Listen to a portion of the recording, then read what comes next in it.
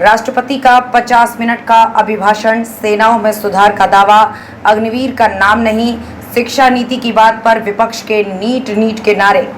18वीं लोकसभा के पहले संसद सत्र के चौथे दिन राष्ट्रपति द्रौपदी मुर्मू का अभिभाषण हुआ। 50 मिनट के भाषण में राष्ट्रपति ने हर मुद्दे पर बात की।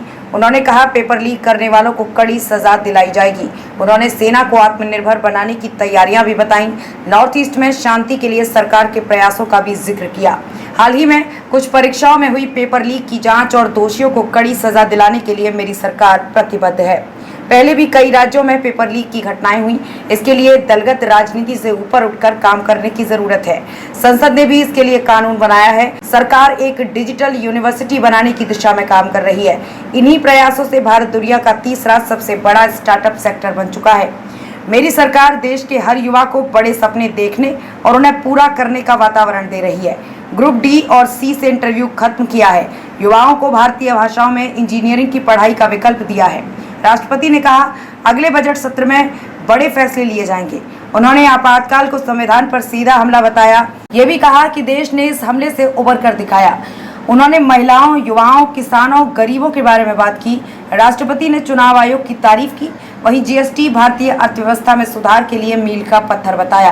राष्ट्रपति का अभिभाषण पूरा हो गया है। उन्होंने 50 मिनट भाषण दिया। अब उपराष्ट्रपति जगदीप धनखड़ उनके भाषण के मुख्य अंशों का अंग्रेजी वर्जन पढ़ रहे हैं।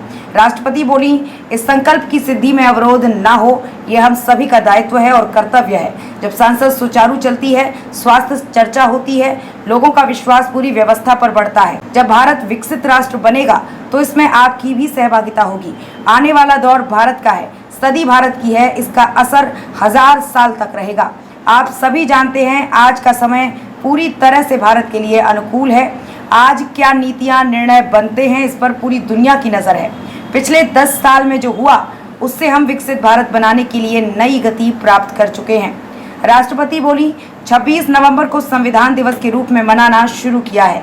जम्मू कश्मीर में भी उन जगहों पर संविधान पूरी तरह लागू हो गया है जहां 370 के कारण ये संभव नहीं था। राष्ट्रपति ने कहा, आने वाले कुछ महीने में भारत गणतंत्र के रूप में 75 साल पूरे करने जा रहा है। देश में संविधान लागू होने के बाद भी कई बार हमले हुए हैं। आज 27 जून है। 25 जून 1975 को लागू हुआ आपातकाल संविधान पर हमले का सीधा सबूत है, लेकिन देश ने इससे उबर कर दिखाया। 21वीं सदी के तीसरे दशक में ग्लोबल ऑर्डर एक नई शक्ल ले रहा है। मेरी सरकार के तहत आज भारत को दुनिया को नया भरोसा दे रहा है। कोरोना युद्ध जैसे हालात में ये साबित हुआ है, हमारी सफलताएं हमारी साझी धरोहर है, उन्हें अपनाने में संकोच नहीं।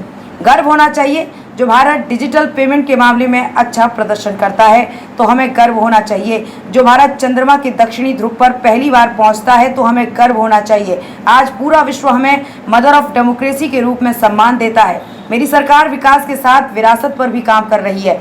भगवान बिरसा मुंडा की जयंती को जनजातीय गौरव दिवस के रूप में मनाएगा। रानी दुर्गावती की 500वीं जयंती को धूमधाम से मनाएगा। एक भारत श्रेष्ठ भारत के तहत तमिल संगम जैसी परंपरा भी हमारी सरकार ने शुरू की है। नालंदा यूनिवर्सिटी के रूप में एक नया अध्याय जुड़ा है। मुझे विश्वास है कि नई यूनिवर्सिटी इसे ग्लोबल हब बनाने में मददगार होगी। अब दंड की जगह न्याय को प्राथमिकता होगी। नए कानून से इस प्रक्रिया में तेजी आएगी। मेरी सरकार ने CAA के तहत शरणार्थियों को नागरिकता देना शुरू कर दिया है। मैं इन लोगों के बेहतर भविष्य की कामना करती हूँ। भारत के युवा खिलाड़ी कुछ दिन बाद पेरिस ओलंपिक जाने वाले हैं। मैं उन्हें शुभकामनाएं देती हूँ। ओलंपिक की तैयारी के लिए प्रयासरत हैं।